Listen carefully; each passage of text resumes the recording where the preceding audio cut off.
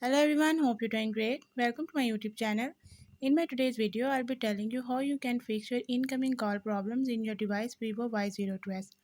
So if your incoming call is not showing on the screen, you can fix it by following the few steps which I'll be showing you in my today's video. But before we start the video, if you're new to my channel, don't forget to subscribe or press the bell icon so you won't miss any of my updates. Now watch this video till end and you will learn how you can fix your incoming call problems in your device.